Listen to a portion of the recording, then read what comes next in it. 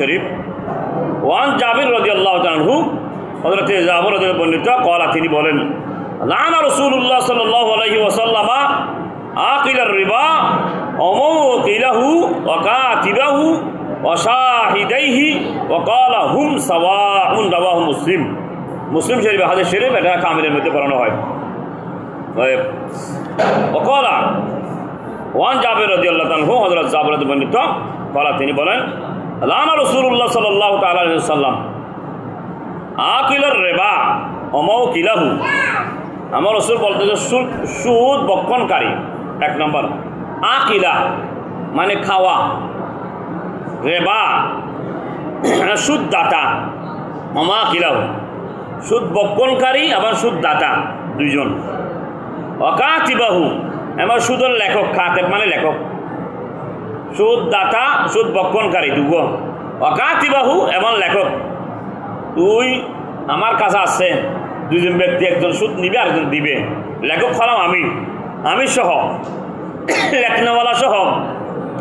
অশাহিদাইনি, সেখানের মধ্যে আবার কি আছে, সাক্ষী দেওয়ার আছে, দুইজন আছে, একজন লেখক, আর 4জন বা 5জন আছে সাক্ষী, অথবা সাক্ষী দেখলো, আপনারা সাক্ষী থাকবেন। সাক্ষী দয়কে অশাহিদাইনি, সাক্ষী দয়কে, সেখানে 10 জন হক, 2 জন হক, 3 জন হক, সাক্ষী দয়কে। ওয়াকালা হুম সাওয়াউন, লানত বা অভিশাপ দেওয়া হয়েছে, দিয়েছেন তাদের জন্য রাসূল পাক সাল্লাল্লাহু আলাইহি ওয়াসাল্লাম। সাক্ষী দাতা, লেখক, সুদ দাতা, সুদ নেওয়া সবাই হচ্ছে সমান অপরাধী, নাউযুবিল্লাহ। আল্লাহর দরবারে সকলে অপরাধী হিসেবে সাব্যস্ত হবে। একটু সুইচ অফ হক প্রতিদিন 5 ওয়াক্ত নামাজ জামাত সহকারে পড়ে, কিন্তু কি নাই, আপনার এক প্রথম কাতার আছে সুদের মধ্যে, 1 নম্বরের মধ্যে আছে আবার, কিন্তু ওই রকম সুদ দেওয়া নেওয়া লেখা সবাই একই রকম। আমি গেছি যে একটু বসেছি, যে বলেছি শুনেছি, যখন ওই রকম কাজ করতে দেখবেন আপনি নিজেকে আড়াল করে চলে যাবেন, কারণ আজকের হাদিস থেকে আমাদের শিক্ষা হচ্ছে ওই রকম যেন আমাদের না হয়।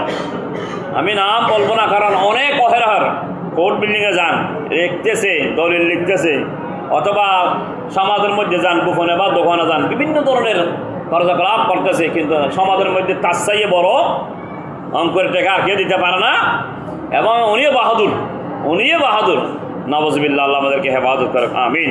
তাদের ব্যাপারে হাদিসের মধ্যে কি বলেছেন দেখি।